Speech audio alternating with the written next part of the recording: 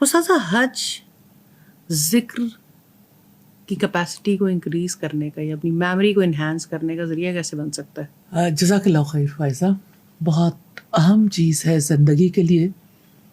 اور دیکھیں، انسان اللہ سبحانہ تعالیٰ کی ایسی مخلوق ہے جس کو اللہ سبحانہ تعالیٰ نے یادوں جیسی نعمت دی ہے.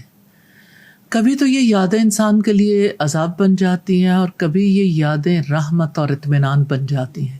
اللہ سبحانہ تعالیٰ نے ہمیں اپنی کتاب میں اس کی طرف توجہ دلائی ہے اور حکم دیا ہے، یا ایھا الذین آمنوا اذکروا اللہ ذکرا کثیرا، کہ ایمان والو اللہ سبحانہ تعالیٰ کو کثرت سے یاد کرو. اب یہ جو کثرت سے یاد کرنا ہے، یہ انسان کی زندگی میں کیا چینج لاتا ہے. ایک دفعہ آپ صلی اللہ علیہ وسلم جمدان پہاڑ پر چل رہے تھے تو آپ نے فرمایا مفردون سبقت لے گئے.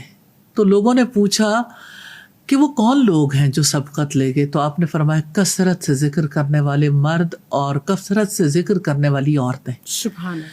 تو آپ یہ دیکھ لیں کہ کمپٹیشن تو زندگی میں جاری ہے، اور کس میدان میں کمپٹیشن نہیں ہے. لوگ چاہتے ہیں سب سے آگے نکل جائیں، سب سے ٹاپ پر چلے جائیں. تو اللہ سبحانہ تعالیٰ کے نزدیک سب سے ٹاپ پر جانے والے وہ لوگ ہیں جو اللہ سبحانہ تعالیٰ کو کثرت سے یاد کرتے ہیں. سبحان اللہ. کثرت سے یاد کرنا کتنا زیادہ انسان کی ضرورت ہے.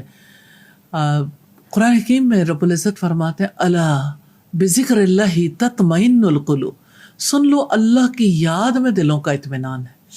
اب یہ اطمینان جو ہے نا، کنٹینٹمنٹ، یہ نہ مال سے خرید سکتے ہیں، نہ یہ کنٹینٹمنٹ انسان کو اپنے یعنی گھر والوں کے اندر نصیب ہوتی ہے، نہ تنہائی میں نصیب ہوتی ہے، جب تک کہ انسان اللہ سبحانہ تعالیٰ کا ذکر کرنے والا نہ بن جائے.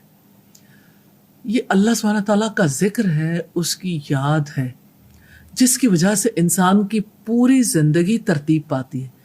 آپ یوں سمجھ لیں کہ جیسے کپڑے کا تانا بانا بنا جاتا ہے نا، تو انسان کی زندگی کا جو تانا بانا ہے نا، وہ اللہ سبحانہ تعالیٰ کے ذکر سے بنا جاتا ہے. ایک انسان اس کو ایک اور اینگل سے بھی دیکھ لیجئے. جیسے مثال کے طور پر، جیسے آپ کسی آٹے کو گوندتے ہیں یا کسی بھی چیز کو کوک کرنے کے لیے آپ اس کا بیٹر بناتے ہیں، تو یعنی اس میں مختلف چیزیں مکس کرتے ہیں نا.